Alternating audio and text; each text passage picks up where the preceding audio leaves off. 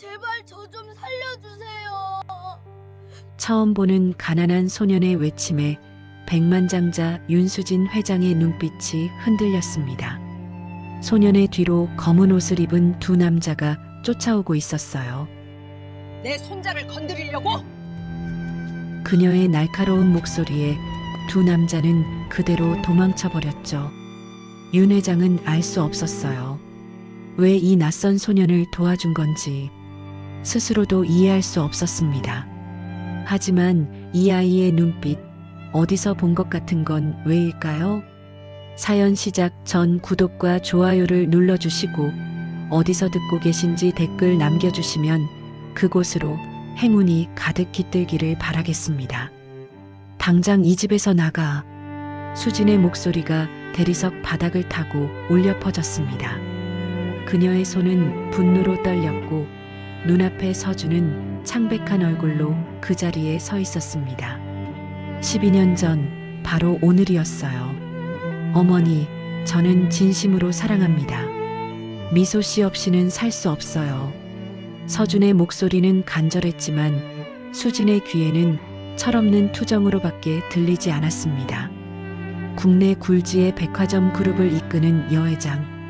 그녀가 평생 일궈온 그룹의 유일한 후계자가 겨우 가난한 화가 따위와 결혼하겠다니요. 사랑? 내가 뭘 안다고 그런 말을 해? 그 여자가 뭘 가졌는데? 돈 한 푼 없는 무명화가 아니냐?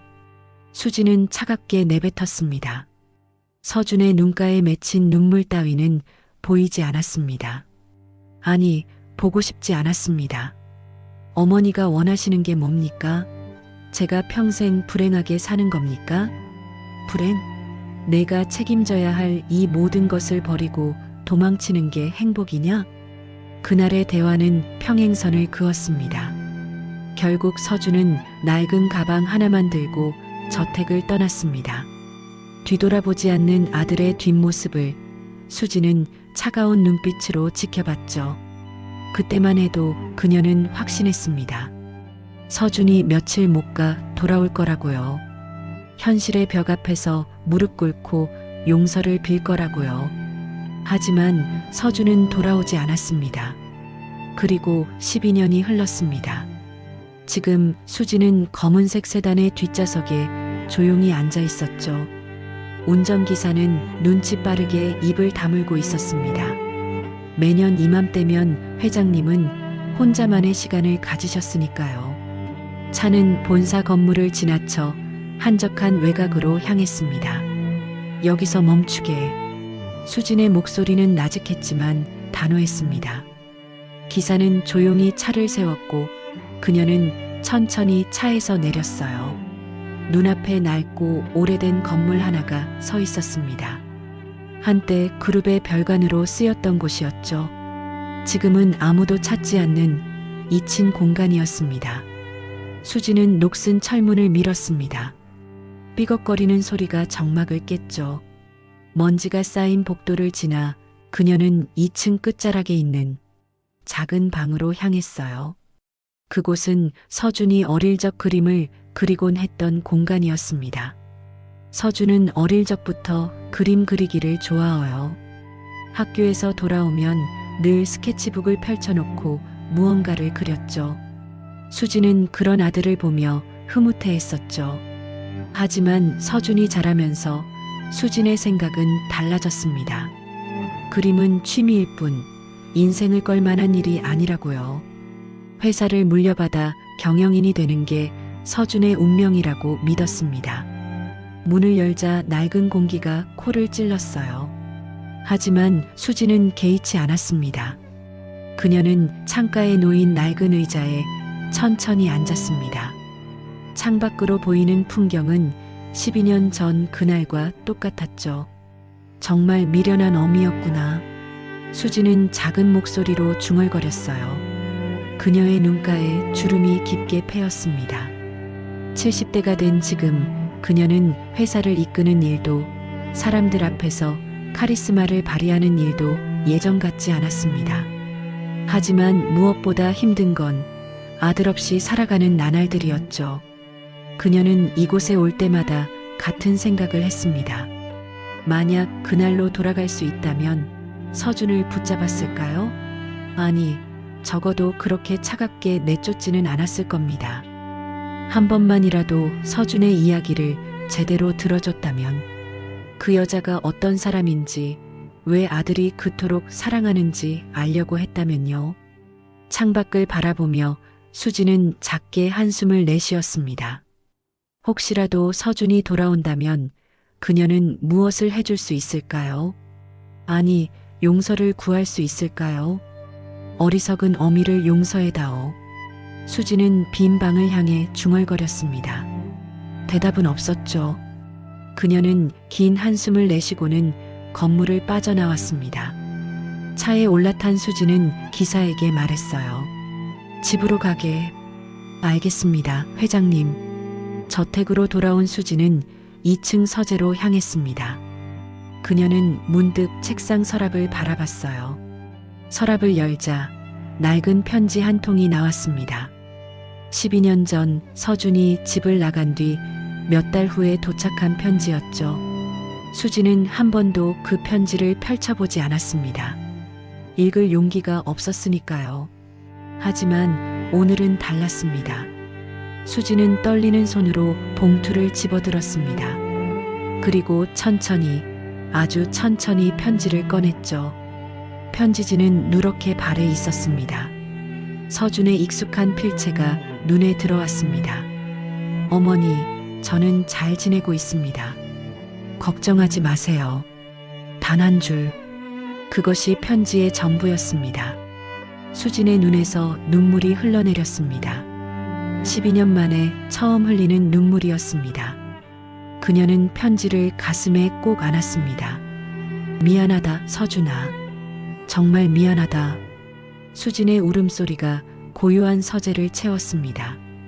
70평생을 강하게만 살아온 여자가 이제야 무너지고 있었습니다. 수진은 알지 못했습니다. 머지않아 그녀의 인생이 완전히 뒤바뀔 거라는 것을요. 잃어버린 것을 되찾을 기회가 예상치 못한 방식으로 찾아올 거라는 것을요. 그 시각 도심 외곽의 낡은 다세대 주택. 민주는 옥탑방 구석에 웅크린 채 앉아 있었습니다. 10살 소년의 작은 어깨는 움츠러들어 있었고 무릎을 감싼 두 팔은 힘없이 늘어져 있었어요. 창문 밖으로 저녁 노을이 지고 있었지만 민준의 눈에는 아무것도 들어오지 않았습니다. 방 안은 너무나 고요했어요. 엄마가 살아계실 때는 늘 무언가 소리가 났었죠. 아침이면 식당 일을 나가려고 서두르시는 소리, 저녁이면 지친 몸을 이끌고 돌아오셔서 민준을 안아주시던 따뜻한 목소리. 하지만 지금은 아무 소리도 들리지 않았습니다. 민준의 시선이 방 한쪽에 놓인 작은 액자로 향했습니다. 1년 전 아빠가 살아계실 때 찍은 가족사진이었어요. 아빠 서준은 환하게 웃고 있었고 엄마 미소는 민준을 안은 채 행복한 미소를 짓고 계셨습니다. 그때만 해도 세 식구는 비록 가난했지만 행복했어요. 아빠, 민준은 작게 중얼거렸습니다. 목소리가 떨렸어요. 1년 전 그날이 떠올랐습니다. 건설 현장에서 일하고 돌아오시던 아빠가 오토바이 사고로 돌아가셨던 그날이요. 경찰서에서 연락이 왔을 때 엄마는 그 자리에서 주저앉으셨습니다. 여보, 당신 없이 어떻게 살라고. 엄마의 울음소리가 아직도 귓가에 맴돌았어요. 그날 이후 엄마는 완전히 달라지셨습니다. 웃음을 잃으셨고 밤낮으로 일하기 시작하셨죠. 식당에서 아침부터 밤늦게까지 일하시며 민준을 혼자 키우셨어요. 민준은 엄마가 힘들어 하시는 걸 알았습니다. 그래서 절대 투정 부리지 않으려고 애썼어요. 학교에서 친구들이 새 운동화를 사달라고 조를 때도 민주는 낡은 신발을 꾹 참고 신었습니다. 엄마가 미안해 하실까 봐요. 하지만 엄마의 몸은 점점 약해졌습니다. 극심한 스트레스와 과로로 병을 얻으셨던 거예요. 기침이 잦아지셨고 얼굴은 창백해지셨습니다. 민주는 엄마에게 병원에 가시라고 말씀드렸지만 엄마는 고개를 저으셨어요. 괜찮아, 민준아. 엄마는 괜찮아. 하지만 괜찮지 않으셨습니다. 석 달 전 엄마는 결국 쓰러지셨어요. 병원에 실려가셨을 때 의사 선생님은 고개를 저으셨습니다. 너무 늦었다고 하셨어요. 민주는 엄마의 병상을 지켰습니다. 학교도 가지 않고 하루 종일 엄마 곁에 있었어요. 엄마는 점점 말수가 줄어드셨고 숨쉬기조차 힘들어 하셨습니다. 그리고 보름 전 엄마는 세상을 떠나셨어요. 민주는 눈물을 삼켰습니다. 울고 싶었지만 눈물이 나오지 않았어요. 너무 많이 울어서 더 이상 눈물이 남지 않았던 걸까요? 민준아. 엄마의 마지막 목소리가 떠올랐습니다. 숨을 거두기 직전 엄마는 민준의 손을 꼭 잡으셨어요. 그리고 베갯잎 밑에 숨겨두셨던 낡은 오르골을 꺼내주셨습니다. 이거 엄마가 너한테 주는 거야. 오르골은 낡고 오래되어 보였어요. 표면은 긁혀 있었고 색도 발해 있었습니다. 하지만 엄마는 그것을 보물처럼 소중히 다루셨어요. 혹시 엄마에게 무슨 일이 생기면 이 오르골을 가지고 사진 속 장소로 가보렴. 엄마는 또 다른 작은 사진 한 장을 꺼내주셨습니다. 낡은 건물이 찍혀 있는 사진이었어요. 민주는 한 번도 본 적 없는 건물이었습니다. 왜요, 엄마? 거기가 어딘데요? 엄마는 잘 모르겠어. 하지만 내 아빠가 내가 힘들 때 꼭 그곳에 가보라고 하셨단다.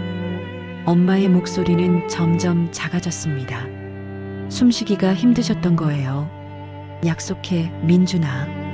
꼭 그곳에 가본다고. 네, 엄마. 약속할게요. 그것이 엄마와 나눈 마지막 대화였습니다. 민주는 천천히 일어나 작은 서랍을 열었어요. 그 안에 엄마가 주신 오르골이 조심스럽게 담겨 있었습니다. 민주는 오르골을 꺼내 들었어요. 손바닥만 한 크기였지만 묵직한 무게가 느껴졌습니다. 태엽을 돌리자 낡은 멜로디가 흘러나왔어요. 어딘가 슬프면서도 따뜻한 선율이었습니다. 민주는 처음 이 소리를 들었을 때 왠지 마음이 편안해졌었어요. 마치 누군가 자신을 안아주는 것 같았습니다. 똑똑. 문 두드리는 소리에 민주는 고개를 들었습니다. 민준아, 나야. 할머니. 아랫집 할머니의 목소리였어요. 민주는 서둘러 문을 열었습니다. 할머니는 따뜻한 국이 담긴 냄비를 들고 서 계셨어요. 또 밥 안 먹었지? 이리 와, 얼른 먹어. 할머니는 국을 그릇에 담아주셨습니다. 김이 모락모락 피어올랐어요. 민주는 할머니를 올려다봤습니다. 할머니, 감사해요. 뭘 감사해? 우리 민준이 이렇게 어린 게 혼자 있으니 할미 마음이 얼마나 아픈지 아니? 할머니의 눈가가 붉어졌습니다. 민준의 엄마 장례식 때 할머니가 모든 것을 도와주셨어요. 장례 비용도 절차도 모두 할머니 덕분이었습니다. 민주는 할머니가 아니었다면 어떻게 됐을지 상상조차 할 수 없었어요. 할머니, 저 아동보호시설에 가야 하나요? 민준의 목소리가 떨렸습니다. 며칠 전 동사무소에서 사람이 왔었어요. 민준이 혼자 살 수 없으니 보호시설로 가야 한다고 했습니다. 할머니는 한숨을 쉬셨어요. 할미가 널 돌봐주고 싶지만 할미도 형편이 넉넉지 못해서 말이야. 그래도 조금만 더 버텨보자. 할미가 방법을 찾아볼게. 하지만 민주는 알았습니다. 할머니도 혼자 사시면서 근근히 생활하고 계신다는 거리요. 할머니에게 더 이상 짐이 될 수는 없었어요. 괜찮아요, 할머니. 저 혼자서도 잘할 수 있어요. 민주는 억지로 웃어 보였습니다. 하지만 할머니는 그 웃음이 얼마나 억지스러운지 알고 계셨어요. 할머니는 민준을 꼭 안아주셨습니다. 우리 민준이 참 의젓하구나. 너무 의젓해서 할미가 더 마음 아프다. 민준은 할머니의 품에 안겨 눈을 감았습니다. 엄마의 체온이 그리웠어요. 아빠의 웃음소리가 그리웠습니다. 하지만 이제 그 누구도 돌아오지 않았어요. 할머니가 돌아가시고 문이 닫히자 민주는 식탁에 놓인 국그릇을 말없이 바라봤습니다. 김이 아직 피어오르고 있었어요. 민주는 천천히 숟가락을 들었습니다. 한 숟갈 떠서 입에 넣는 순간 따뜻한 국물이 목구멍을 타고 내려갔어요. 우리 아들 밥 굶지 마. 엄마 없어도 꼭 챙겨 먹어야 해. 환청처럼 들려오는 엄마의 목소리에 민준의 손이 멈췄습니다. 눈물 한 방울이 뚝 떨어져 국그릇 위로 흘러내렸어요. 국물에 퍼진 작은 파문을 민준은 가만히 바라봤습니다. 입술을 꾹 깨물었어요. 울면 안 된다고, 의젓해야 한다고 스스로에게 다짐했습니다. 민준은 눈물을 손등으로 훔치고는 아무 일 없었다는 듯 다시 밥을 먹기 시작했어요. 꾸역꾸역 넘기는 밥알이 목에 걸렸지만 민준은 끝까지 그릇을 비웠습니다. 엄마가 보고 계실 것 같았거든요. 밤이 깊어갔습니다. 민준은 이불 속에 누워 천장을 바라봤어요. 천장에는 아빠가 붙여주셨던 야광별 스티커들이 희미하게 빛나고 있었습니다. 아빠, 엄마, 저 어떻게 해야 해요? 민준은 작게 중얼거렸습니다. 하지만 대답은 없었어요. 오직 고요함만이 방안을 채울 뿐이었습니다. 민준은 다시 오르골을 꺼냈어요. 그리고 엄마가 주셨던 사진도 함께요. 사진 속 낡은 건물을 한참 동안 바라봤습니다. 꼭 가보라고 하셨지. 민준은 사진을 가슴에 꼭 안았습니다. 엄마와의 약속? 그것만이 지금 민준에게 남은 전부였어요. 창밖으로 차가운 바람이 불어왔습니다. 민준은 이불을 더 끌어당겼어요. 옥탑방은 추웠지만 민준의 가슴속은 더 추웠습니다.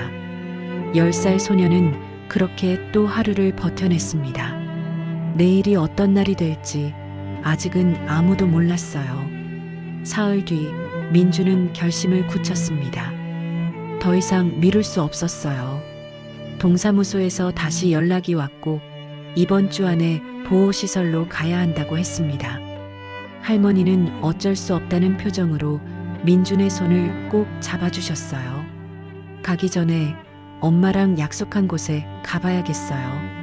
민준은 아침 일찍 일어나 작은 가방을 챙겼습니다. 오르골과 사진, 그리고 엄마가 남긴 얼마 안 되는 용돈을 주머니에 넣었어요. 할머니는 김밥을 싸주시며 걱정스러운 목소리로 말씀하셨습니다. 혼자 괜찮겠니? 괜찮아요. 금방 다녀올게요.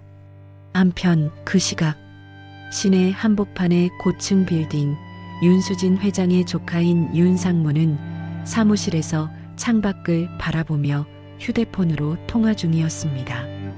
그래서 애 움직임은? 아침부터 준비하는 걸 보니 어디 나갈 것 같습니다. 놓치지 마. 어디 가는지 확인하고 적당한 기회에 조용히 처리해. 흔적 남기지 말고. 알겠습니다, 상무님.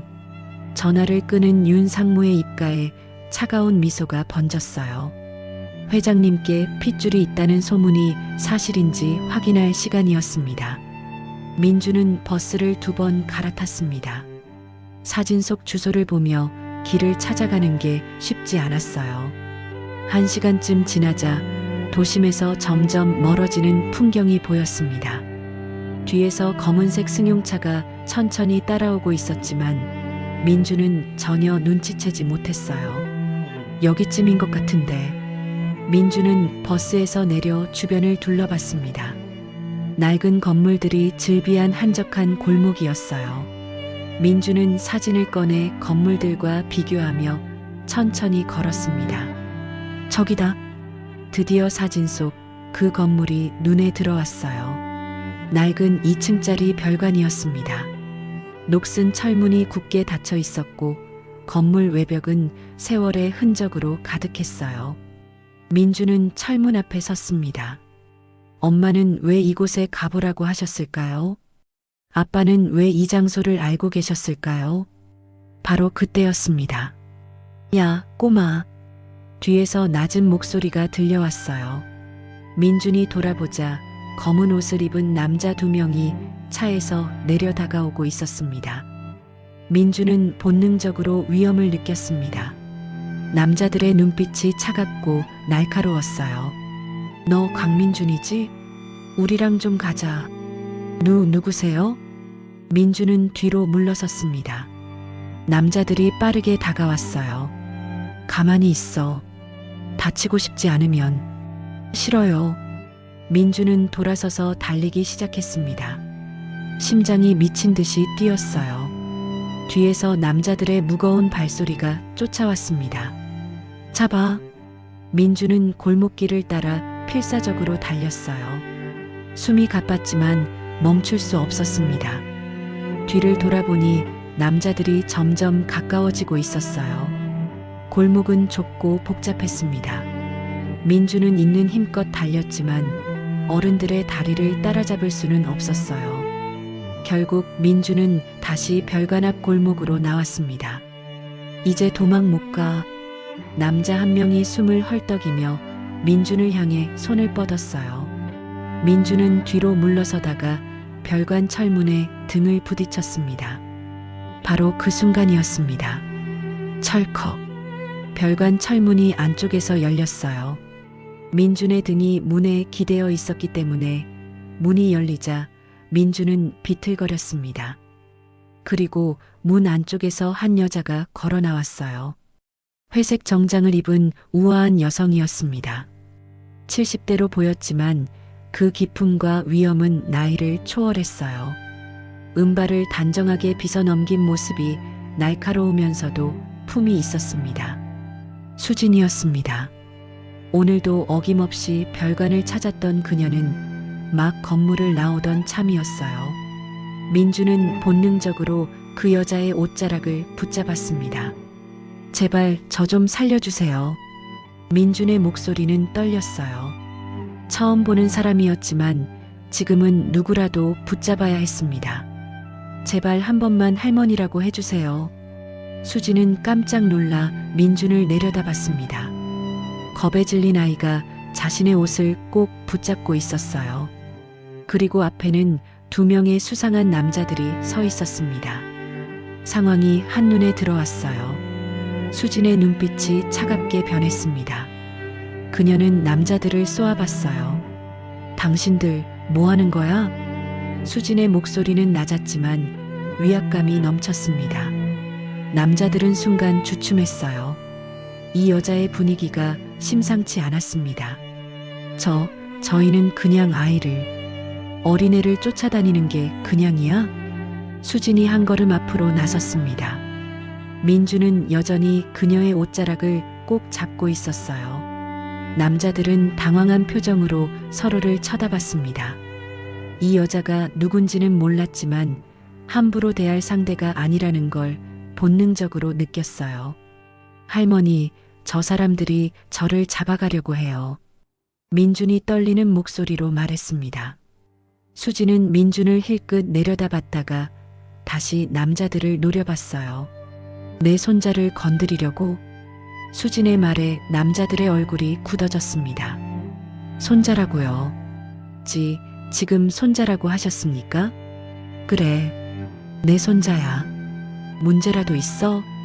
수진의 목소리에는 서슬퍼런 기세가 실려 있었습니다. 평생 수많은 사람들을 호령하며 살아온 여회장의 위엄이었어요. 남자들은 식은땀을 흘렸습니다. 뭔가 잘못됐어요. 상무님은 아이가 혼자라고 했는데 할머니가 있다니요. 죄송합니다. 저희가 착각한 것 같습니다. 착각? 어린애를 쫓아다니는 게 착각이야? 수지는 휴대폰을 꺼냈습니다. 지금 당장 사라지지 않으면 경찰 부를 거야. 선택해. 남자들은 더 이상 버티지 못했습니다. 이 여자의 기세에 완전히 눌렸어요. 게다가 정말 경찰이라도 오면 곤란했습니다. 실례했습니다. 남자들은 황급히 돌아섰습니다. 차에 올라타더니 빠르게 사라졌어요. 골목에는 고요함이 찾아왔습니다. 수지는 천천히 민준을 내려다봤어요. 민준은 여전히 그녀의 옷자락을 붙잡고 있었습니다. 작은 손이 떨리고 있었어요. 이제 놓아도 돼. 수진이 말했습니다. 민준은 그제야 손을 놓았어요. 그리고 고개를 들어 그녀를 올려다봤습니다. 처음 보는 할머니였지만 민준을 구해준 사람이었어요. 고맙습니다. 민준의 목소리는 여전히 떨렸습니다. 수지는 이 아이를 가만히 바라봤어요. 왠지 낯설지 않은 느낌이 들었습니다.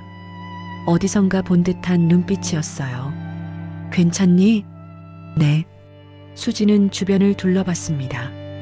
한적한 골목이었어요. 10살짜리 아이가 혼자 이런 곳까지 온 것부터가 이상했습니다. 저 사람들이 왜 너를 쫓았지? 저도 모르겠어요. 민주는 고개를 저었습니다. 정말 이유를 몰랐어요. 수진의 눈빛이 복잡해졌습니다. 이 아이를 이대로 보낼 수는 없었어요. 저 남자들이 다시 올 게 분명했으니까요. 수진은 민준을 찬찬히 내려다봤습니다. 아이는 여전히 겁에 질려 있었어요. 작은 어깨가 미세하게 떨리고 있었고 숨소리도 가빴습니다. 수지는 알 수 없는 감정에 사로잡혔어요. 왜 자신이 이 낯선 아이를 도와준 건지 스스로도 이해할 수 없었습니다. 하지만 이 아이의 눈빛이 낯설지 않았어요. 어딘가 익숙한 느낌이 들었습니다. 나를 따라와. 수지는 짧게 말하고 걸음을 옮겼습니다. 민주는 망설이다가 조심스럽게 그녀의 뒤를 따랐어요. 골목 입구에는 검은색 고급 승용차가 서 있었습니다. 운전기사가 차 문을 열어주었어요. 수지는 민준을 보며 말했습니다. 다 어디 가는데요? 민준의 목소리가 떨렸습니다. 낯선 사람을 따라가면 안 된다고 엄마가 말씀하셨었거든요. 안전한 곳이야. 저 사람들이 다시 올 수도 있어. 수진의 말에 민준은 주변을 둘러봤어요. 텅 빈 골목이었지만 언제 또 그 남자들이 나타날지 몰랐습니다. 민준은 천천히 차에 올랐어요. 부드러운 가죽 시트에 앉자 낯선 향기가 코를 스쳤습니다. 지금까지 타본 적 없는 고급 차였어요. 수진도 차에 올라탔습니다. 출발해. 네, 회장님. 운전기사의 대답에 민준은 눈이 휘둥그레졌어요. 회장님이라고요. 이 할머니가 회장이란 말인가요? 차는 조용히 출발했습니다. 한동안 둘 다 말이 없었어요. 민주는 창밖을 바라보며 손을 꼭 쥐었습니다. 가방 속 오르골이 느껴졌어요. 수지는 민준을 힐끗 바라봤습니다. 아이는 긴장한 얼굴로 창밖만 보고 있었어요. 수지는 조심스럽게 입을 열었습니다. 이름이 뭐니? 강민준이요. 나이는 10살이에요. 수지는 고개를 끄덕였습니다. 그리고는 잠시 망설이다가 물었어요. 부모님은 어디 계시니? 민준의 표정이 어두워졌습니다. 입술을 꾹 다물더니 작은 목소리로 대답했어요. 돌아가셨어요. 수진의 가슴이 철렁했습니다. 둘 다? 네. 아빠는 1년 전에, 엄마는 보름 전에요. 수지는 할 말을 잃었어요. 이렇게 어린아이가 부모를 모두 잃었다니요. 그녀의 눈빛이 복잡하게 흔들렸습니다. 차는 도심으로 향했습니다. 30분쯤 지나자 거대한 유리 건물 앞에 차가 멈춰 섰어요. 수진이 내리자 민준도 따라 내렸습니다. 로비에 들어서자 사람들이 일제히 고개를 숙였어요. 회장님, 안녕하십니까? 민준은 주변을 두리번거렸습니다. 넓고 화려한 로비였어요. 대리석 바닥은 반짝거렸고 천장은 너무 높아서 목이 아플 정도였습니다. 수지는 아랑곳하지 않고 엘리베이터로 향했어요. 민주는 어리둥절한 채 그녀를 따라갔습니다. 최상층에 도착했어요. 넓은 라운지가 펼쳐졌습니다. 창밖으로 도시 전체가 한눈에 보였어요. 민주는 넋을 잃고 창밖을 바라봤습니다. 앉아. 수진이 소파를 가리켰습니다. 민주는 조심스럽게 소파 끝에 앉았어요. 수진은 민준 맞은편에 앉으며 아이를 가만히 관찰했습니다. 집중할 때 입술을 살짝 깨무는 버릇, 긴장하면 손을 꼭 쥐는 습관, 어딘가 익숙한 느낌이 들었어요. 왜 그 건물에 있었니? 수진이 물었습니다. 민주는 망설이다가 가방을 열었어요. 그리고 낡은 사진 한 장을 꺼냈습니다. 엄마가 여기 가보라고 하셨어요. 사진을 본 수진의 표정이 미묘하게 변했습니다. 분명 자신의 옛 별관 사진이었어요. 어떻게 이 아이가 이 사진을 갖고 있는 걸까요? 엄마가 이 사진을 줬다고? 네. 돌아가시기 전에요. 수진의 손이 떨렸습니다. 뭔가 이상했어요. 이 모든 게 우연일 수만은 없었습니다. 엄마가 다른 건 안 줬니? 민주는 고개를 끄덕이고는 다시 가방을 뒤적였어요. 그리고 조심스럽게 낡은 오르골을 꺼냈습니다. 이것도 주셨어요. 엄마가 아빠한테 받은 거래요. 오르골을 본 순간 수진의 몸이 굳어졌습니다. 그 오르골이었어요.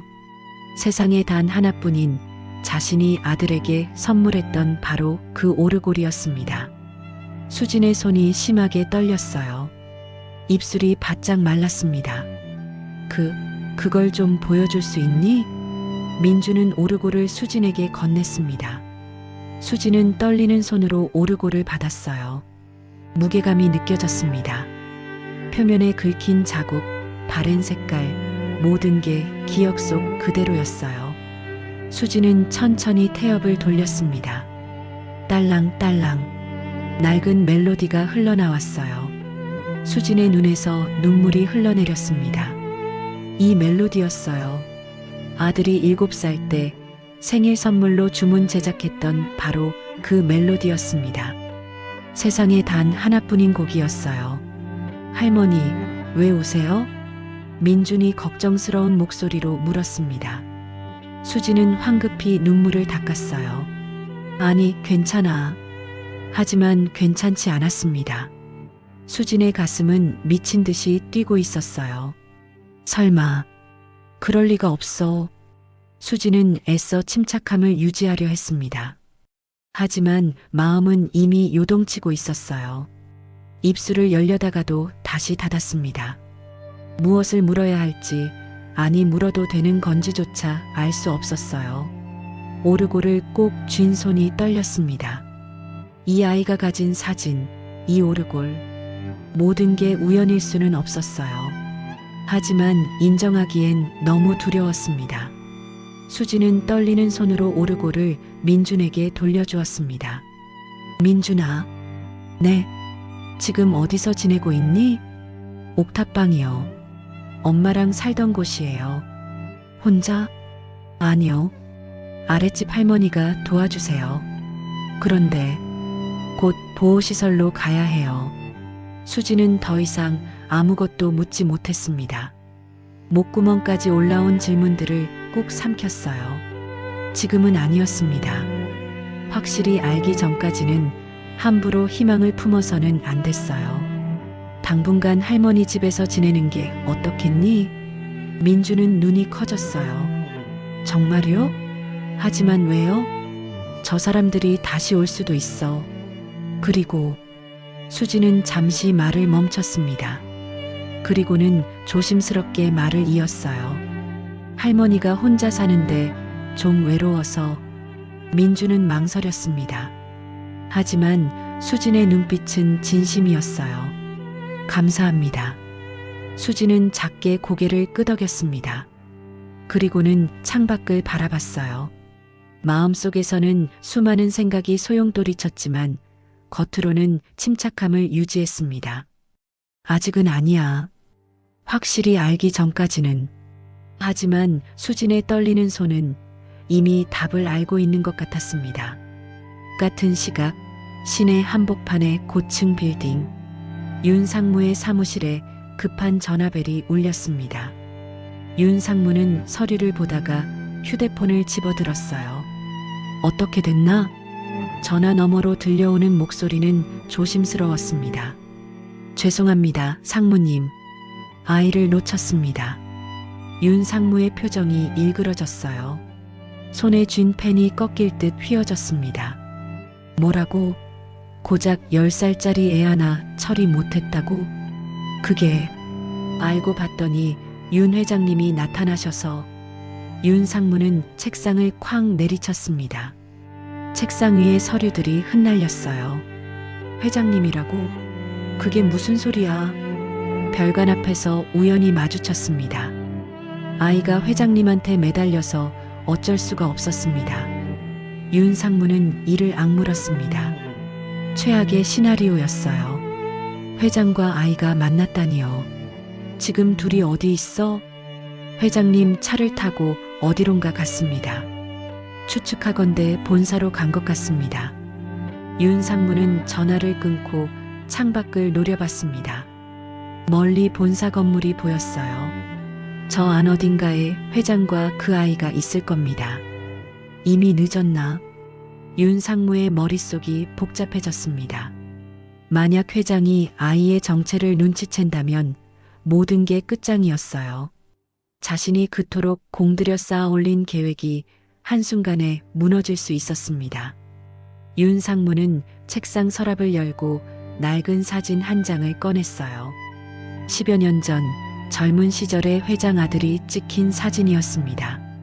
가난한 화가와 함께 웃고 있는 모습이었어요. 결국 이렇게 되는 건가? 윤 상무는 사진을 구겨 쓰레기통에 던졌습니다. 그리고는 책상 위 인터폰을 눌렀어요. 비서실장, 지금 당장 내 방으로 와.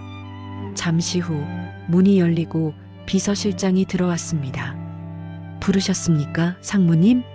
앉아. 비서실장이 소파에 앉자 윤 상무는 천천히 일어나 창가로 걸어갔어요. 한동안 침묵이 흘렀습니다. 윤 회장님 동선을 파악하고 있나? 네, 항상 보고받고 있습니다. 오늘 회장님이 어디 가셨는지 아나? 비서실장이 수첩을 펼쳤습니다. 오전에는 일정이 없으셨습니다. 그런데 점심 무렵 개인 차량으로 외곽으로 나가셨다가 1시간 전쯤 본사로 돌아오셨습니다. 혼자? 아닙니다. 어린 남자아이와 함께 계셨습니다.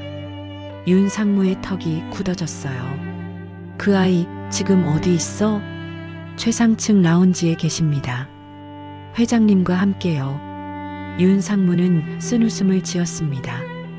이미 회장은 아이를 보호하기 시작한 거예요. 잘 들어. 이제부터 윤 회장님의 모든 행적을 빠짐없이 보고받아야 해. 누구를 만나시는지, 어디를 가시는지 전부 다. 알겠습니다. 그리고 윤 상무는 비서실장을 똑바로 쳐다봤습니다. 그 아이에 대해서도 조사해. 이름, 주소, 학교, 가족관계 전부 파악해. 무슨 수를 써서든 흠집을 잡을 건수를 찾아내. 비서실장의 표정이 굳어졌어요. 상무님, 그게 무슨... 묻지 마. 시키는 대로만 해. 윤 상무의 목소리는 차갑고 단호했습니다. 비서실장은 더 이상 묻지 못하고 고개를 끄덕였어요. 알겠습니다.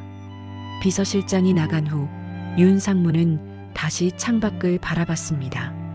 석양이 지고 있었어요. 빌딩 숲 사이로 붉은 햇살이 스며들었습니다. 아직 끝난 게 아니야. 윤 상무는 주먹을 쥐었습니다.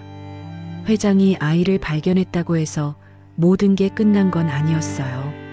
오히려 이제부터가 진짜 싸움이었습니다. 윤 상무는 책상으로 돌아가 서랍에서 명함 하나를 꺼냈어요. 기자의 명함이었습니다. 항상 돈만 주면 어떤 기사든 써주는 사람이었죠. 때가 되면 쓸모가 있겠지. 윤상무는 명함을 주머니에 넣었습니다. 그리고는 다시 서류를 펼쳤어요. 겉으로는 평소처럼 일하는 척했지만 머릿속에서는 다음 계략을 치밀하게 짜고 있었습니다. 창밖으로 밤이 내려앉았습니다. 빌딩의 불빛들이 하나둘 켜지기 시작했어요. 윤상무의 사무실에도 차가운 조명만이 켜져 있었습니다. 그 빛 아래서 윤상무는 홀로 미소 지었어요. 음험하고 차가운 미소였습니다. 수지는 민준을 자신의 저택으로 데려왔습니다.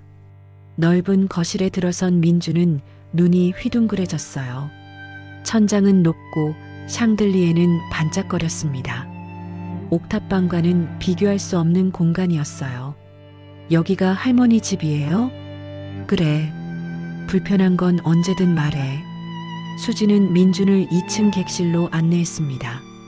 깨끗한 침대와 책상, 옷장이 갖춰진 방이었어요. 오늘은 여기서 쉬렴. 내일 내 짐을 가지러 가자. 감사합니다, 할머니. 민준은 고개를 숙여 인사했습니다. 수지는 민준을 바라보다가 방을 나왔어요. 하지만 완전히 문을 닫지는 않았습니다. 살짝 열어둔 틈으로 민준을 지켜봤어요. 민준은 가방에서 오르골을 꺼내 책상 위에 조심스럽게 놓았습니다. 그리고는 침대에 앉아 방 안을 둘러봤어요. 낯선 공간이었지만 왠지 마음이 편했습니다. 수지는 그 모습을 가만히 지켜봤습니다. 민준이 오르골을 만지작거리는 모습, 창밖을 바라보는 뒷모습, 모든 게 낯설지 않았어요. 아니야. 아직 확실하지 않아. 수지는 고개를 저으며 자신의 서재로 향했습니다. 하지만 마음은 계속 민준에게 머물러 있었어요. 다음 날 아침 수지는 일찍 일어났습니다. 식당으로 내려가니 이미 민준이 식탁에 앉아 있었어요. 가정부가 차려준 아침 식사가 놓여 있었습니다. 잘 잤니? 네, 할머니. 수지는 민준 맞은편에 앉았습니다. 그리고는 자연스럽게 민준을 관찰하기 시작했어요. 민준이 젓가락을 집었습니다. 그런데 쥐는 방식이 특이했어요. 보통 아이들과 달리 젓가락 끝을 길게 잡았습니다. 수진의 눈빛이 흔들렸어요. 아들도 어릴 때 똑같이 젓가락을 잡았었습니다. 몇 번을 고쳐주려 했지만 결국 그 버릇은 평생 고쳐지지 않았었죠. 설마. 민주는 밥을 먹으면서 자신도 모르게 작은 콧노래를 흥얼거렸어요. 멜로디도 없는 그냥 흥얼거리는 소리였습니다. 수진의 손이 멈췄습니다. 아들도 집중할 때면 똑같이 콧노래를 불렀었어요. 식사할 때도 그림 그릴 때도요. 민준아. 네. 뭐 불편한 건 없니? 아니요. 다 좋아요.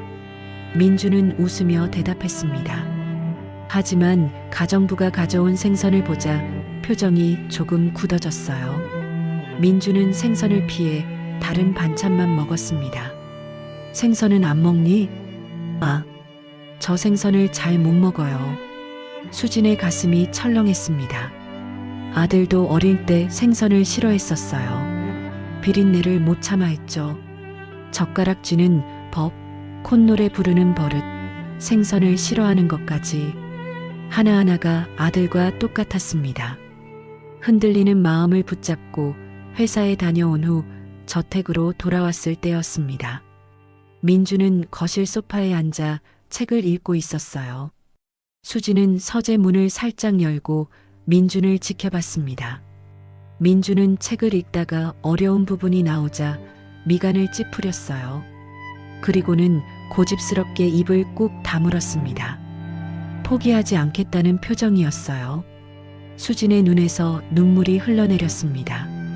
아들도 어릴 때 똑같은 표정을 지었었어요. 문제가 풀리지 않으면 입을 꾹 다물고 끝까지 붙잡고 늘어졌었죠. 서준아, 정말 내 아이가 맞니? 수지는 더 이상 참을 수 없었습니다. 서재로 돌아가 휴대폰을 꺼냈어요. 그리고는 오래전부터 알고 지내던 병원장에게 전화를 걸었습니다. 여보세요, 윤 회장님. 급한 부탁이 있어요. 조용히, 아주 조용히 처리해줘야 해요. 무슨 일이십니까? 수지는 잠시 망설이다가 입을 열었습니다. DNA 검사를 하나 의뢰하고 싶어요. 비밀이에요. 알겠습니다. 언제 오시겠습니까? 내일 아침 일찍 갈게요. 그리고 이 일은 절대 누구에게도 말하면 안 돼요. 염려 마십시오. 제가 직접 처리하겠습니다. 전화를 끊은 수지는 창밖을 바라봤습니다. 저 멀리 석양이 지고 있었어요. 확실히 알아야 해. 더 이상 망설일 수 없어. 수진의 마음속에는 두려움과 기대가 뒤섞여 있었습니다. 만약 정말 손자가 맞다면 그건 기적이었어요. 하지만 동시에 아들을 영영 잃었다는 확인이기도 했습니다. 밤이 깊어갔습니다. 수지는 잠들지 못하고 서재에 앉아 있었어요.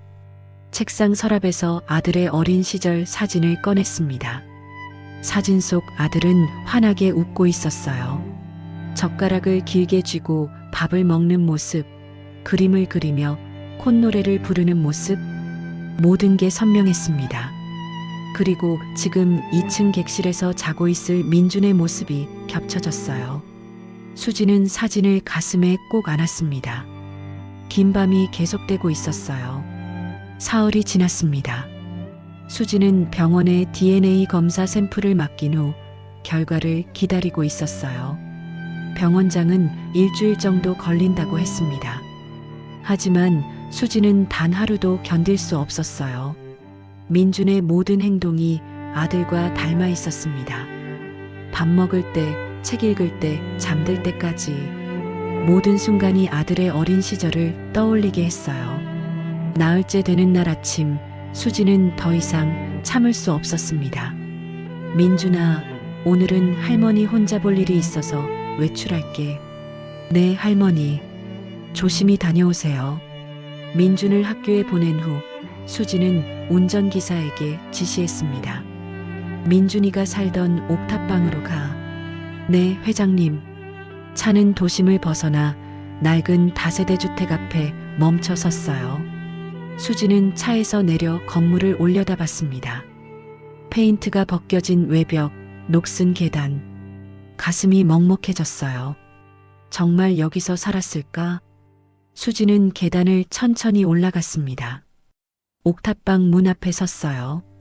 민준에게서 받은 열쇠로 문을 열었습니다. 삐걱거리는 소리와 함께 문이 열렸어요. 좁은 방이 눈에 들어왔습니다.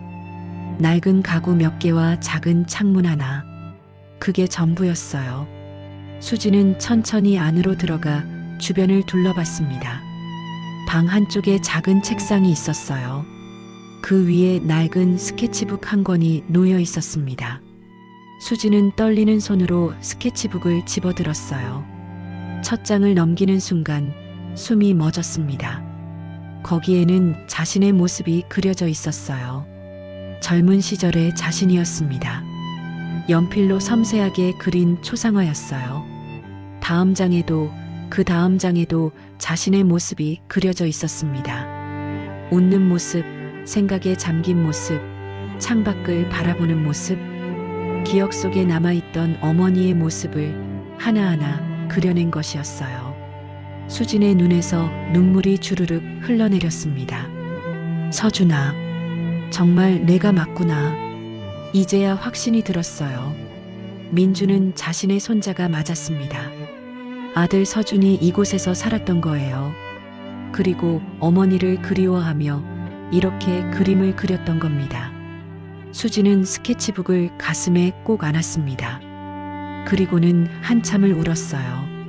울음이 잦아들고 나서야 수지는 다시 주변을 둘러봤습니다. 책상 서랍을 열어보니 낡은 공책 한 권이 들어 있었어요. 일기장이었습니다. 표지를 넘기자 여자의 필체가 보였습니다. 며느리 미소의 일기장이었어요. 수지는 천천히 일기를 읽기 시작했습니다. 오늘 서준 씨가 또 어머님 이야기를 했다. 어머님은 좋은 분이라고. 언젠가 이 모든 오해가 풀리면 우리를 따뜻하게 안아주실 거라고. 수진의 손이 떨렸어요. 서준 씨는 어머님을 원망하지 않는다. 오히려 자신이 부족해서 어머님을 실망시켰다고 생각한다. 나는 그런 남편에게 미안하다. 괜히 나를 만나서 어머님과 인연을 끊게 되고 언젠가 민준이와 함께 찾아뵈면 우리를 만나주실까? 수지는 더 이상 읽을 수 없었습니다. 눈물이 글자를 가렸어요. 며느리는 자신을 미워하지 않았습니다. 오히려 언젠가 화해할 수 있을 거라 믿고 있었어요. 하지만 수지는 단 한 번도 그들을 찾지 않았습니다. 미안해, 미안해. 수지는 일기장을 꼭 안고 무릎을 꿇었습니다. 바닥에 주저앉아 눈물을 흘렸어요. 그때였습니다. 똑똑. 문 두드리는 소리가 들렸어요. 수지는 황급히 눈물을 닦고 일어났습니다. 문을 열자 아랫집 할머니가 서 있었어요. 누구세요? 민준이 집에 웬? 저는 민준이를 돌봐주고 있는 사람입니다. 수지는 애써 침착한 목소리로 말했습니다. 할머니는 고개를 끄덕였어요. 아, 그러시구나. 민준이 요즘 안 보이길래 궁금했어요. 혹시 여기 부부는 어디 계신가요? 수진의 목소리가 떨렸습니다. 할머니의 표정이 어두워졌어요. 두 사람 다 가버렸지. 아이만 놔두고. 수진의 얼굴이 창백해졌습니다. 가버렸다니. 무슨 말씀이세요? 할머니는 한숨을 쉬며 말했습니다. 민준이 아버지는 1년 전에 죽었어요. 건설 현장에서 일하고 돌아오다가 오토바이 사고로요. 그리고 엄마는 남편을 잃은 슬픔과 과로로 병을 얻었죠. 민준이를 키우려고 밤낮으로 일하다가 결국 보름 전에 수진의 세상이 무너졌습니다. 그럼 두 분 다, 네, 참 좋은 분들이었는데 안타까워요. 할머니의 눈가가 붉어졌습니다. 장례는 제가 조금 도와줬어요. 형편이 어려워서 소박하게 치렀답니다. 민준이 혼자 남겨져서 어쩌나 걱정했는데 당신이 돌봐주신다니 다행이에요. 감사합니다. 민준이를 돌봐주셔서. 수지는 겨우 그 말만 했습니다. 더 이상 말을 이을 수 없었어요. 제가 이제 민준이를 잘 돌보겠습니다.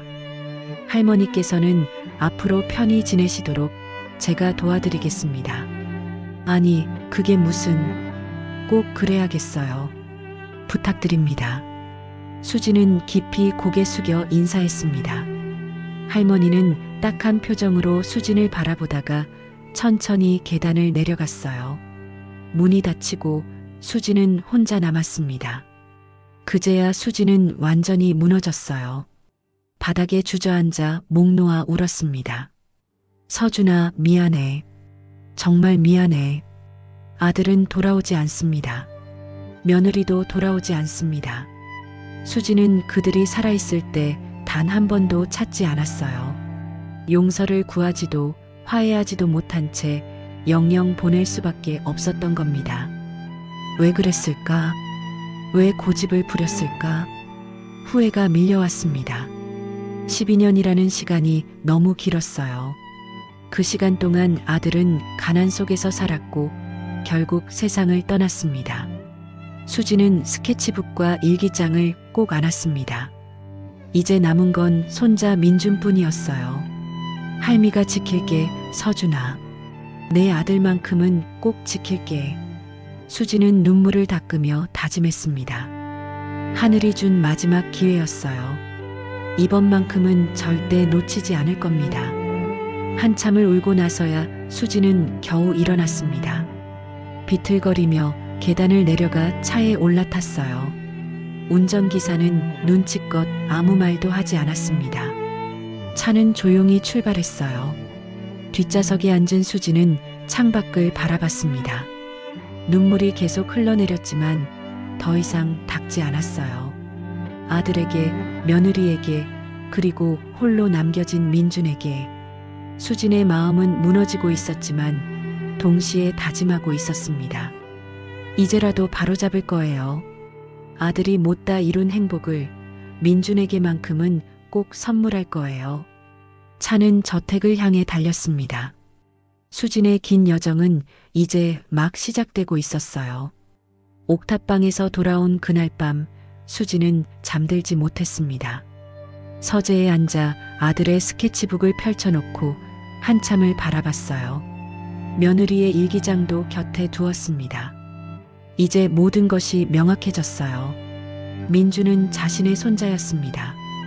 아들 서준의 유일한 핏줄이었어요.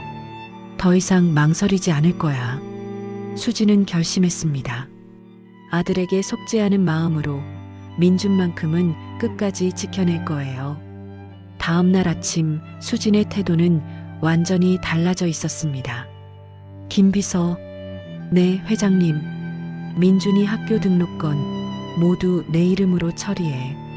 보호자란에 내 이름을 넣고. 알겠습니다. 수진은 더 이상 조심스럽게 굴지 않았어요. 민준을 보호하는 것이 자신의 책임이라고 당당하게 밝혔습니다. 그리고 민준이 등하교에 전담 기사를 배치해 경호원도 한 명 붙여줘. 회장님, 그렇게 하시면 주변에서 눈치챌 텐데. 상관없어. 그 아이 안전이 최우선이야. 김 비서는 수진의 단호한 목소리에 더 이상 말하지 못했습니다. 며칠 후 민주는 새 학교에 등교했습니다. 학교 정문 앞에 검은색 고급 승용차가 멈춰 섰어요. 운전기사가 문을 열어주고 민준이 내렸습니다. 뒤따라 정장을 입은 경호원이 민준의 가방을 들어주었어요. 민준 학생, 학교 끝나면 여기서 기다리고 있겠습니다. 네, 감사합니다. 민준이 교문으로 들어가는 모습을 주변 학생들과 학부모들이 지켜봤습니다. 수군거림이 시작됐어요. 저 애 누구야? 전하고 낸가 봐. 근데 저 차 좀 봐. 완전 고급 차잖아. 기사까지 있네. 재벌집 애인가? 소문은 빠르게 퍼졌습니다. 점심시간 민준의 반 아이들이 수군거렸어요. 야, 강민준이 원래 옥탑방 살았대. 진짜? 근데 왜 갑자기 저렇게 된 거야? 어떤 할머니가 데려갔대. 재벌 할머니라던데. 대박. 완전 드라마네. 민준은 그 소리들을 들었지만 아무 말도 하지 않았어요. 그저 조용히 점심을 먹을 뿐이었습니다. 하교 시간이 되자 정문 앞에 다시 그 검은 차가 서 있었습니다. 학생들은 신기한 듯 민준을 바라봤어요. 매일 저렇게 데리러 오나 봐. 완전 신기하다. 소문은 학교를 넘어 학부모들 사이로도 퍼졌습니다. 그리고 그 소문은 결국 언론의 귀에도 들어갔어요. 한편 윤 상무의 사무실, 비서실장이 급히 들어왔습니다. 상무님, 이거 보셨습니까? 비서실장이 태블릿을 내밀었어요. 인터넷 커뮤니티에 올라온 글이었습니다. 모 백화점 그룹 회장님이 갑자기 옥탑방 소년을 데려가 키운다는 소문. 윤 상무는 글을 읽으며 입가에 미소를 지었습니다. 드디어 시작됐군. 이게 무슨... 회장님이 실수하신 거야. 아무리 그래도 정체불명의 아이를 갑자기 데려다 키우다니. 사람들이 뭐라고 생각하겠어? 윤 상무는 책상에 기대며 말했습니다. 회장님 연세가 이제 70 넘으셨잖아. 판단력이 흐려지신 거 아니냐는 소문을 퍼뜨리기 딱 좋아. 그럼 설마 치매설이지. 노망 드신 할머니가 어린애한테 홀려서 회사 돈 퍼준다. 이보다 좋은 스토리가 어디 있어? 비서실장의 얼굴이 굳어졌어요. 하지만 그건 너무... 사실이 중요한 게 아니야. 사람들이 뭘 믿느냐가 중요하지. 윤 상무는 서랍에서 명함을 꺼냈습니다. 며칠 전 챙겨뒀던 기자의 명함이었어요. 이 친구한테 연락해. 적당히 기사 하나 내보내라고. 제목은 이렇게 뽑으면 되겠네. 고령 경영인의 위험한 판단. 회사는 괜찮은가? 알겠습니다.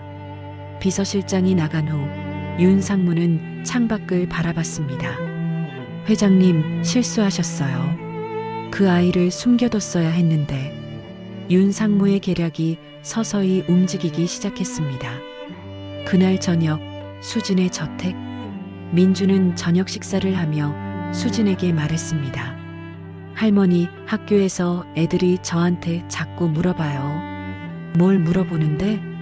할머니가 누구냐고요. 왜 저를 데려가셨냐고. 수진은 젓가락을 내려놓고 민준을 바라봤어요. 뭐라고 대답했니? 그냥 할머니가 좋은 분이라고 했어요. 수진의 가슴이 따뜻해졌습니다. 민준은 웃으며 다시 밥을 먹었어요. 하지만 수진은 알고 있었습니다. 이제 시작일 뿐이라는 걸요. 사람들의 시선과 소문, 그리고 자신을 끌어내리려는 이들의 음모가 곧 본격적으로 시작될 거예요. 좋아. 덤벼라. 수진은 각오했습니다. 민준을 지키기 위해서라면 어떤 싸움도 마다하지 않을 거예요. 창밖으로 밤이 깊어갔습니다. 하지만 수진의 눈빛은 여전히 날카로웠어요. 일주일 후 수진은 병원장으로부터 전화를 받았습니다. 회장님, 검사 결과가 나왔습니다. 알겠어요. 지금 바로 갈게요. 수진은 서둘러 병원으로 향했습니다. 병원장의 개인 진료실로 들어서자 그는 봉투 하나를 건넸어요. 직접 확인해 보십시오. 수진은 떨리는 손으로 봉투를 열었습니다. 서류를 꺼내 결과란을 보는 순간 숨이 멎었어요. 친손자 확률 99.9%. 수진은 서류를 꼭 쥐었습니다. 이제 의심의 여지가 없었어요. 민주는 자신의 손자가 맞았습니다. 감사합니다. 회장님, 괜찮으십니까? 네, 괜찮아요. 수진은 고개를 끄덕이고 병원을 나섰습니다. 차에 올라타자마자 깊은 한숨을 내쉬었어요. 이제 누구도 민준을 빼앗아갈 수 없었습니다. 이제 시작이야. 수진은 운전기사에게 지시했습니다. 민준이가 살던 옥탑방으로 가. 네, 회장님. 옥탑방 앞에 도착하자 수진은 아랫집으로 내려갔습니다. 초인종을 누르자 할머니가 문을 열었어요. 아, 저번에 오셨던 분. 무슨 일이세요? 들어가도 될까요? 드릴 말씀이 있어서요. 할머니는 수진을 안으로 들였습니다. 두 사람은 작은 거실에 마주 앉았어요. 할머니, 민준이를 돌봐주셔서 정말 감사합니다. 아이고, 당연한 일 했을 뿐인데요. 수진은 가방에서 봉투 하나를 꺼냈습니다. 이건 제 작은 마음입니다. 할머니께서 평생 편히 지내실 수 있도록 도와드리고 싶어요. 이게 뭐예요? 할머니가 봉투를 열어보자 눈이 커졌습니다. 통장과 함께 적지 않은 금액이 들어 있었어요. 이렇게 큰 돈을 어떻게 해? 민준이 부모님 장례까지 치러주셨잖아요. 그 아이가 혼자 남았을 때 돌봐주신 것 평생 잊지 않겠습니다. 수지는 깊이 고개를 숙였습니다. 정말 감사합니다. 할머니의 눈가가 붉어졌어요. 민준이가 좋은 분을 만났네요. 이제 걱정 놓겠어요. 수지는 할머니와 작별 인사를 나누고 차로 돌아왔습니다. 이제 할 일이 하나 더 남았어요. 다음 날 수지는 법무법인을 찾았습니다. 민준이를 제 법적 후견인으로 등록하고 싶어요. 변호사는 서류를 준비하며 물었습니다. DNA 검사 결과는 있으십니까? 여기 있어요. 수지는 병원에서 받은 서류를 건넸습니다. 변호사는 서류를 확인하고 고개를 끄덕였어요. 절차를 진행하겠습니다. 2주 안에 완료될 겁니다. 감사합니다. 수지는 법무법인을 나서며 하늘을 올려다봤습니다. 맑은 하늘이었어요. 서준아, 이제 엄마가 내 아들을 지킬 수 있게 됐어. 수진의 마음은 무겁지만 동시에 단단했습니다. 이제 민주는 법적으로도 자신의 보호 아래 있게 될 거예요. 그날 저녁 저택으로 돌아온 수지는 민준을 불렀습니다. 민준아, 할머니가 할 말이 있어. 네, 할머니. 민준이 소파에 앉았어요. 수지는 민준을 마주보며 천천히 입을 열었습니다. 민준아, 할머니가 이제 내 법적 보호자가 될 거야. 법적 보호자요? 그래. 그러니까 이제 너는 보호시설 같은 데 안 가도 돼. 할머니랑 계속 함께 살 수 있어. 민준의 눈이 반짝였어요. 정말이요? 정말이야. 민준은 수진을 와락 안아버렸습니다. 수진은 민준의 작은 등을 토닥였어요. 할머니, 감사해요. 할미도 고마워, 민준아. 수진의 눈가에 눈물이 맺혔습니다. 하지만 이번에는 슬픔의 눈물이 아니었어요. 다시 시작할 수 있다는 희망의 눈물이었습니다. 창밖으로 저녁 노을이 붉게 물들고 있었어요. 수진과 민준의 새로운 시작이었습니다. 수진이 민준의 법적 후견인 등록을 신청했다는 소식은 빠르게 퍼졌습니다. 회사 내부에서도 수군거림이 시작됐어요. 70대 여회장이 갑자기 10살짜리 아이의 후견인이 되겠다니 이해할 수 없다는 반응이었죠. 윤 상무는 이 소식을 듣고 미소 지었습니다. 드디어 기회가 왔군. 그는 비서실장을 불렀어요. 준비한 대로 진행해. 이틀 후 한 경제 전문 매체에 기사 하나가 올라왔습니다. 고령 경영인의 위험한 판단, 주주들 우려 커져. 기사 내용은 교묘했어요. 직접적으로 수진을 비난하지는 않았지만 은근히 의심을 심었습니다. 최근 윤수진 회장이 신혼 미상의 아동을 개인적으로 보호하고 있다는 사실이 알려지면서 경영 판단에 대한 우려가 제기되고 있다는 내용이었어요. 기사는 빠르게 퍼졌습니다. 다른 언론사들도 비슷한 내용을 다루기 시작했어요. 윤 회장, 정체불명 소년에게 회사 자금 지원 의혹, 70대 여회장의 돌발 행동, 이사회 긴급회의 소집 검토. 수지는 아침 신문을 보며 눈살을 찌푸렸습니다. 이게 뭐야? 김 비서가 조심스럽게 물었어요. 회장님, 언론 대응을 어떻게 하시겠습니까? 무시해. 사실무근이야. 하지만 여론이 좋지 않습니다. 주주들도 술렁이고 있고요. 수지는 신문을 내려놓았습니다. 내가 뭘 잘못했어? 아이 하나 보호하는 게 문제야? 하지만 상황은 점점 악화됐습니다. 윤 상무는 이사회 멤버들을 하나씩 만나기 시작했어요. 그리고 조심스럽게 의견을 심었습니다. 회장님이 요즘 좀 이상하지 않냐고, 갑자기 어린애를 데려다 키우시는 게 나이가 드셔서 그런 건 아니냐. 이사들은 고개를 끄덕이며 혹시 판단력이 흐려지신 건 아닐지 걱정했습니다. 며칠 후 더 자극적인 기사가 나왔습니다. 민준이 학교에서 차를 타고 내리는 사진이었어요. 하지만 사진은 악의적으로 편집되어 있었습니다.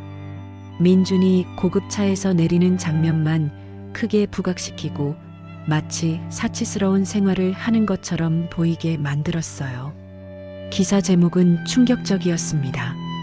윤 회장, 정체불명 소년에게 억대 지원 침해 의혹 제기. 본문은 더 심했어요.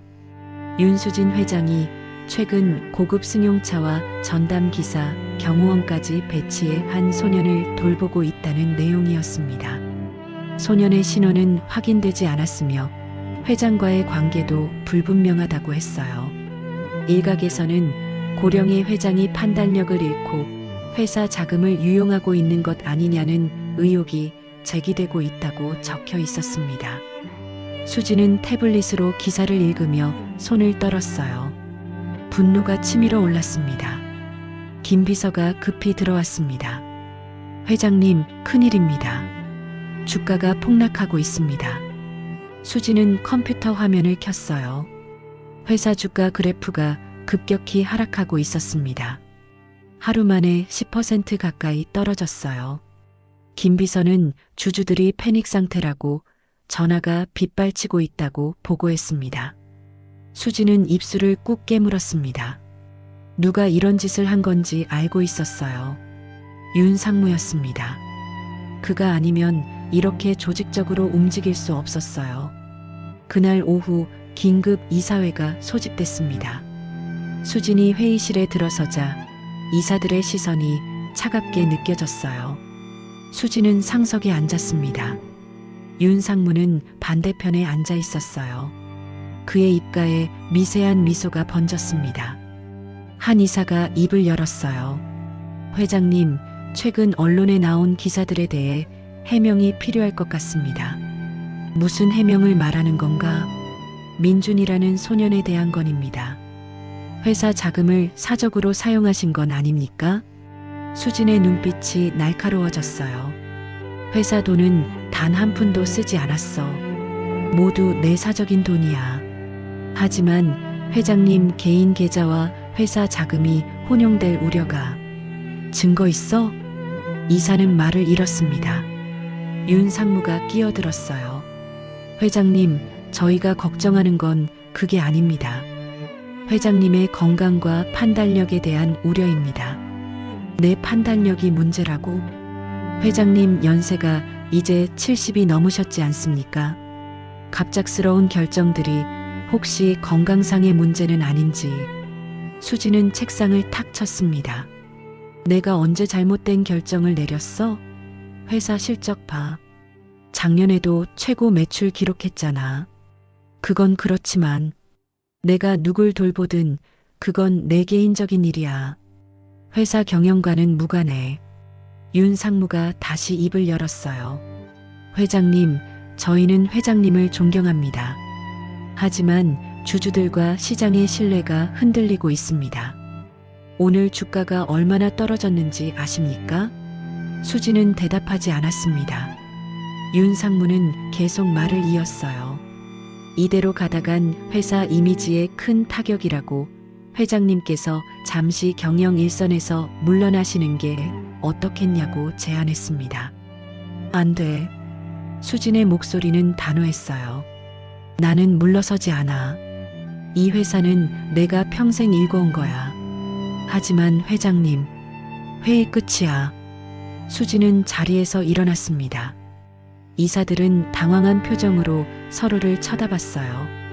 수진이 회의실을 나서자 윤상무의 입가에 미소가 번졌습니다. 조금만 더 밀어붙이면 된다고 생각했어요. 그날 저녁 수진은 저택 서재에 혼자 앉아 있었습니다. 창밖으로 어둠이 내려앉고 있었어요. 수진은 뉴스를 틀었습니다. 윤수진 회장의 치매 의혹이 제기되면서 회사 주가가 이틀 연속 폭락했다는 소식이 나왔어요. 주주들은 긴급 대책 마련을 요구하고 있다고 했습니다. 수진은 리모컨을 던져버렸습니다. 치매라니 말도 안 되는 소리였어요. 문이 노크되고 민준이 들어왔어요. 할머니, 괜찮으세요? 수진은 민준을 보며 억지로 미소 지었습니다. 괜찮아, 민준아. 하지만 괜찮지 않았어요. 세상이 자신을 미친 노인으로 몰아가고 있었습니다. 평생 일궈온 명예가 하루아침에 무너지고 있었어요. 민준은 수진 곁에 앉았습니다. 수진은 민준의 머리를 쓰다듬었어요.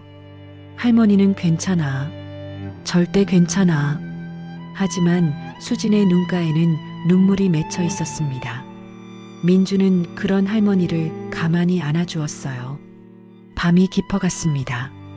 수진은 창밖을 바라보며 생각했어요. 이제 진짜 싸움이 시작되었다고요.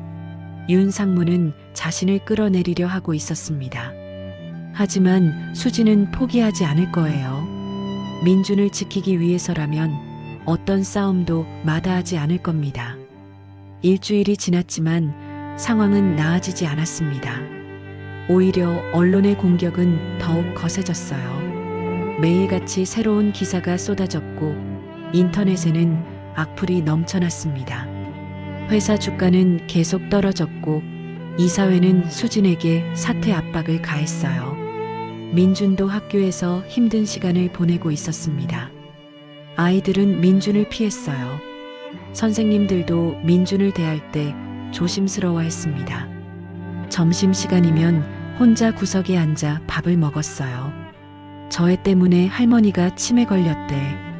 우리 엄마가 그러는데 저 할머니 곧 회사에서 쫓겨난대. 아이들의 수군거림이 민준의 귀에 들렸습니다. 민준은 고개를 숙이고 밥을 먹을 뿐이었어요. 그날 저녁 민준은 저택 거실에서 수진을 기다리고 있었습니다. 수진이 돌아왔을 때 그녀의 얼굴은 창백했어요. 하루 종일 이사회와 주주들을 설득하느라 지쳐 있었습니다. 할머니, 민준이 조심스럽게 불렀어요. 수진은 소파에 앉으며 민준을 바라봤습니다. 왜 그래, 민준아? 민준은 한참을 망설이다가 입을 열었어요. 할머니, 저 때문에 힘드시죠? 수진은 고개를 저었습니다. 아니야. 학교에서 애들이 그래요. 제가 할머니한테 피해를 준다고. 할머니가 저 때문에 회사에서 쫓겨난다고. 민준의 목소리가 떨렸습니다. 수진은 민준을 가만히 바라봤어요. 제가 떠날게요. 그럼 할머니가 편해지실 거예요. 민준의 눈에 눈물이 맺혔습니다.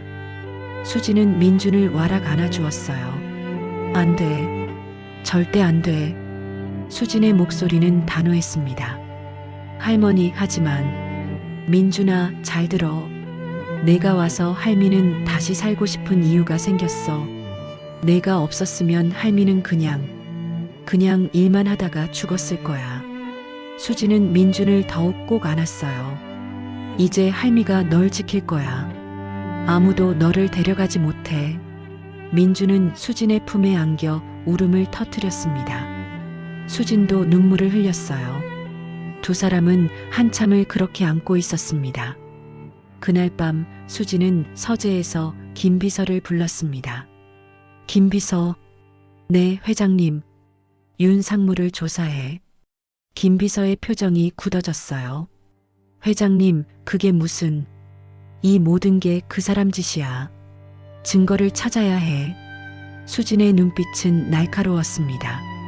민준이에게 접근한 인간들부터 추적해. 누가 시켰는지, 돈은 어디서 나왔는지, 그리고 윤 상무가 경영권을 노린 흔적이 있는지 전부 파헤쳐. 알겠습니다, 회장님. 김 비서는 고개를 숙이고 나갔습니다. 수진은 창밖을 바라봤어요. 이제 반격할 시간이었습니다. 며칠 후 민준은 자기 방에서 짐을 정리하고 있었습니다. 옥탑방에서 가져온 작은 상자를 열어보니 아빠의 유품들이 들어있었어요. 낡은 스케치북, 색연필, 그리고 깊숙한 곳에 작은 스마트폰 하나가 있었습니다. 민준은 스마트폰을 꺼내 들었어요. 아빠가 쓰시던 거였습니다. 오래되어서 켜지지 않을 거라고 생각했지만 혹시나 하는 마음에 충전기를 꽂았어요. 1시간쯤 지나자 화면에 불이 들어왔습니다. 민준은 깜짝 놀랐어요. 정말 켜진 겁니다. 손가락이 떨렸습니다. 민준은 조심스럽게 갤러리를 열었어요.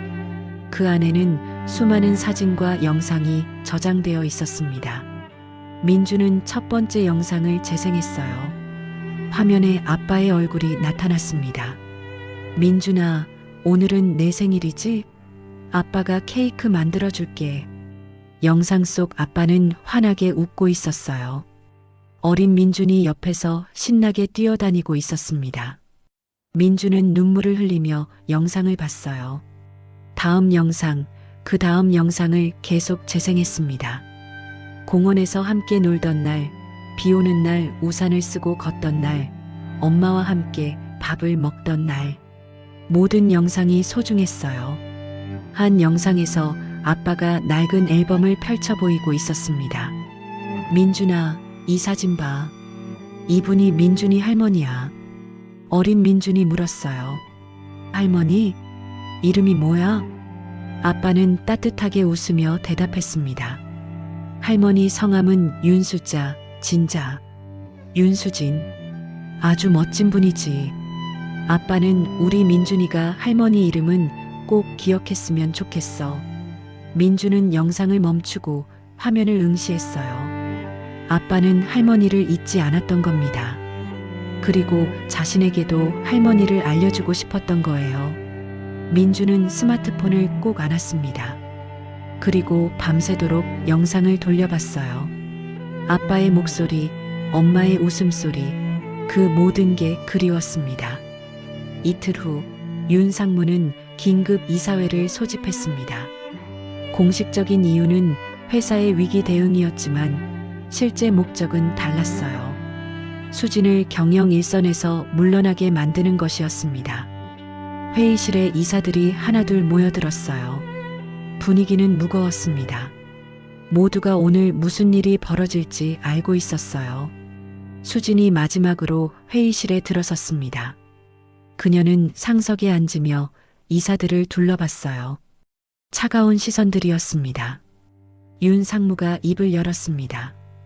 오늘 이 자리를 소집한 이유는 명확합니다. 회사가 위기에 처해 있습니다. 그는 자료를 배포했어요. 주가 하락 그래프, 언론 기사 스크랩, 주주들의 항해 메일이 가득했습니다. 지난 2주간 우리 회사 주가는 20% 이상 하락했습니다. 이는 회장님의 최근 행보에 대한 시장의 불신 때문입니다. 한 이사가 고개를 끄덕이며 말했어요. 상무님 말씀이 맞습니다. 주주들이 연일 항의하고 있습니다. 윤 상무는 계속해서 자료를 제시했습니다. 수진이 민준에게 쓴 비용 내역이라며 조작된 서류를 내밀었어요. 회장님께서 정체불명의 소년에게 회사 자금을 유용했다는 의혹이 있습니다. 그건 거짓말이야. 수진이 책상을 쳤습니다. 하지만 윤 상무는 침착했어요. 그럼 증명하시죠. 회장님, 그 아이가 누구입니까? 회의실이 조용해졌습니다.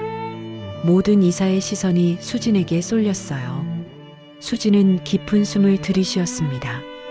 이 아이는 제 손자가 맞습니다. 회의실이 술렁거렸어요. 이사들은 놀란 표정으로 수군거렸습니다. 손자라고? 회장님께 손자가 있었나? 수진은 가방에서 서류를 꺼냈습니다. 이게 DNA 검사 결과입니다. 친손자 확률 99.9%. 서류가 이사들에게 돌아갔어요. 하지만 윤 상무는 비웃었습니다. DNA 검사요? 이런 건 얼마든지 조작할 수 있지 않습니까? 뭐라고? 회장님, 정말 손자가 맞다면 왜 지금까지 숨기셨습니까? 왜 갑자기 나타난 겁니까? 수진은 입술을 깨물었습니다. 윤 상무는 공격을 멈추지 않았어요. 저는 이렇게 생각합니다. 회장님께서 연로하셔서 판단력이 흐려지신 겁니다. 외로움에 낯선 아이를 손자라고 착각하시는 거죠. 내가 착각이라고? 그렇지 않다면 증명하십시오. 제대로 된 증거를요. 수지는 아무 말도 할 수 없었어요. DNA 검사 결과 외에는 달리 증거가 없었습니다. 윤 상무는 다른 이사들을 바라보며 말했습니다. 여러분, 우리는 회사를 지켜야 합니다. 회장님께서 당분간 휴식을 취하시고 경영은 이사회에서 맡는 게 어떻겠습니까? 이사들이 웅성거렸어요. 몇몇은 고개를 끄덕이기 시작했습니다. 바로 그때였습니다. 회의실 문이 열렸어요. 민준이 들어섰습니다. 학교 교복을 입은 채였어요. 손에는 작은 스마트폰을 들고 있었습니다. 민준아? 수진이 놀라며 일어섰습니다. 민준은 할머니에게 다가갔어요. 할머니, 아빠가. 할머니 얘기를 했었어요. 민준은 스마트폰을 수진에게 건넸습니다. 수진은 떨리는 손으로 받았어요. 이게 뭐니? 아빠 스마트폰이요. 할머니께 보여드려야 할 것 같아서 학교에서 왔어요. 수진은 화면을 켰습니다. 갤러리에 영상들이 가득했어요. 민준이 하나를 가리켰습니다. 이거요, 할머니. 수진은 영상을 재생했습니다. 그리고는 회의실 스크린에 연결했어요. 큰 화면에 영상이 나타났습니다. 2, 3년 전쯤으로 보이는 영상이었어요. 앳된 민준과 한 남자가 낡은 앨범을 보고 있었습니다. 회의실이 조용해졌습니다. 모두가 스크린을 바라봤어요.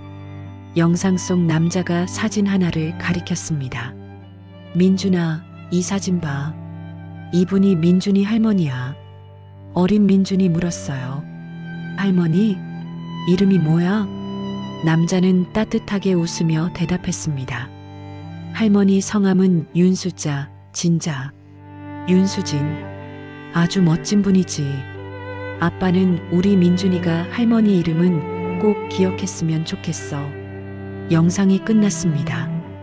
회의실은 숙연했어요. 아무도 말하지 않았습니다.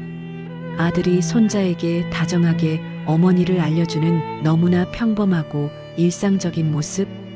그 영상이 그 어떤 증거보다 더 강력하게 모든 이의 마음을 움직였습니다. 수진의 눈에서 눈물이 흘러내렸어요. 이사들도 숙연한 표정이었습니다. 윤 상무의 얼굴은 창백해졌어요. 그의 표정이 일그러졌습니다. 그때 비서실장이 들어와 서류 뭉치를 건넸어요. 수진은 서류를 하나 둘 살펴보더니 천천히 일어섰습니다. 그리고 스크린을 가리키며 말했어요. 내 아들이 손자에게 내 이름을 가르쳐 주던 그 시간에 내 조카는 나를 정신병자로 몰기 위해 이런 짓들을 하고 있었습니다. 이게 뭔지 아십니까? CCTV 영상입니다. 윤 상무가 고용한 자들이 민준이를 쫓아다닌 장면이죠. 서류가 돌아갔어요. 이사들의 표정이 굳어졌습니다. 그리고 이건 녹취록입니다. 윤 상무가 해결사들에게 민준이를 처리하라고 지시한 내용이에요. 수지는 윤 상무를 똑바로 쳐다봤습니다. 당신은 10살짜리 아이를 해치려 했어. 내 손자를요. 윤 상무는 아무 말도 하지 못했습니다. 입술만 파르르 떨렸어요. 그리고 언론 조작도 당신 짓이죠. 기자들에게 돈을 주고 거짓 기사를 쓰게 했어. 수지는 또 다른 증거를 제시했습니다. 윤 상무와 기자의 통화 녹음, 송금 내역, 모든 게 드러났어요. 이사들은 경악한 표정으로 윤 상무를 바라봤습니다. 한 이사가 일어섰어요. 윤 상무, 이게 사실입니까? 윤 상무는 대답하지 못했습니다. 땀이 이마에 맺혔어요. 회장님, 죄송합니다. 저희가 잘못 판단했습니다. 다른 이사들도 고개를 숙였습니다. 수지는 천천히 앉았어요. 윤 상무, 당신은 오늘부로 모든 직위에서 해임됩니다. 그리고 법적 책임을 물을 겁니다. 윤 상무는 비틀거리며 일어섰습니다. 그리고 회의실을 나갔어요. 그의 뒷모습은 초라했습니다. 회의실이 조용해졌습니다. 수지는 민준을 바라봤어요. 민준은 할머니에게 다가가 손을 잡아주었습니다. 할머니, 이겼어요. 수지는 민준을 꼭 안아주었습니다. 고마워, 민준아. 이사들은 박수를 쳤어요. 긴 싸움이 끝났습니다. 수지는 승리했습니다. 하지만 무엇보다 중요한 건 민준을 지켜냈다는 것이었어요. 1년이 흘렀습니다. 윤 상무는 법적 처벌을 받고 회사에서 완전히 물러났어요. 언론은 진실을 보도했고 수진의 명예는 회복됐습니다. 주가도 예전보다 더 높이 올랐어요.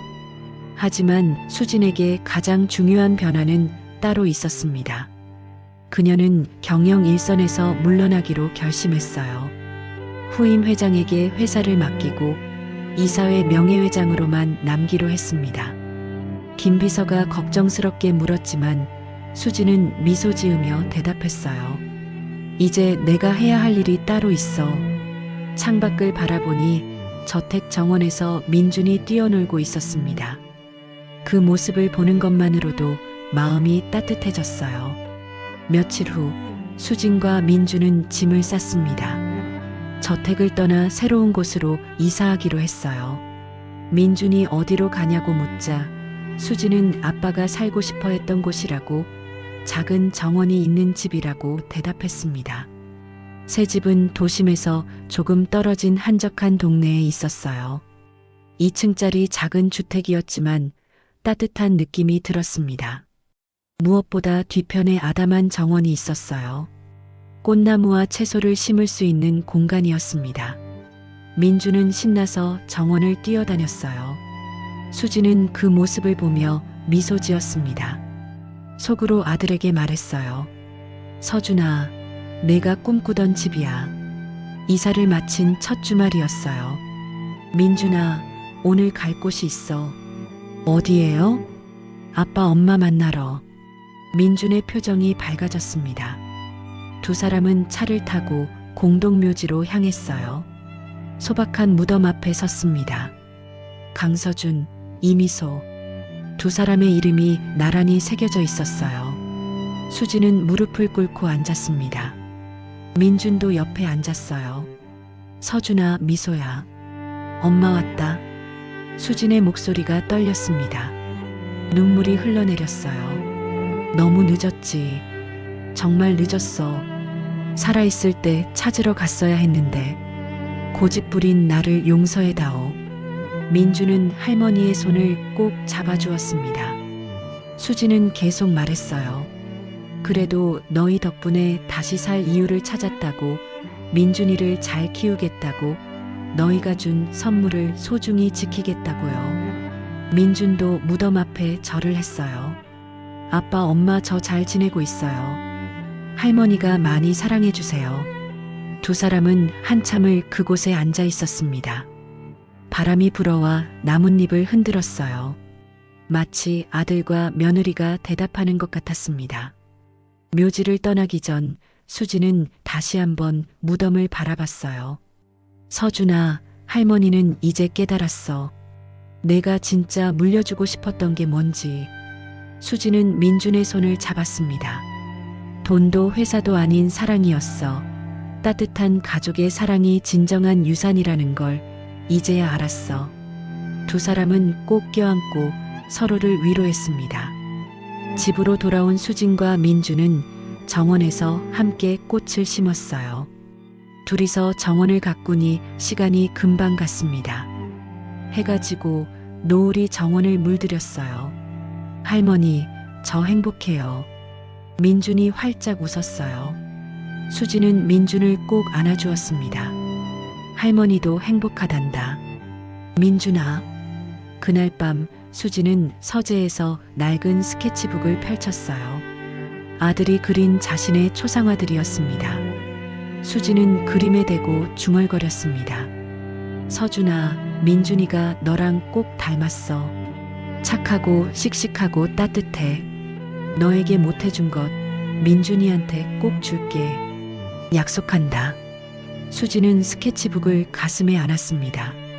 창밖으로 별들이 반짝이고 있었어요. 저 어딘가에서 아들과 며느리가 자신들을 지켜보고 있을 것 같았습니다. 다음 날 아침 민준이 학교에 가기 전에 수진에게 안기며 사랑한다고 말했어요. 수진도 사랑한다고 대답했습니다. 민준이 학교로 떠나고 수진은 정원으로 나갔어요. 어제 심은 꽃들에 물을 주었습니다. 햇살이 따뜻했어요. 새들이 지저귀고 바람이 부드럽게 불었습니다. 평생을 일만 하며 살아온 여자였습니다. 돈과 권력을 쫓으며 정작 소중한 것을 잃어버렸었죠. 하지만 이제는 달랐어요. 손자와 함께 꽃을 심고 밥을 먹고 이야기를 나누는 평범한 일상. 그것이 진정한 행복이라는 걸 깨달았습니다. 오늘의 이야기가 당신의 마음에 작은 울림을 드렸다면 앞으로도 당신의 나날에 잔잔한 위로가 될 이야기들로 찾아뵐 수 있도록 구독과 좋아요를 눌러주세요. 그리고 사연의 주인공을 위한 따뜻한 말씀도 댓글로 부탁드립니다. 당신의 오늘을 늘 응원합니다. 인생 나날이었습니다.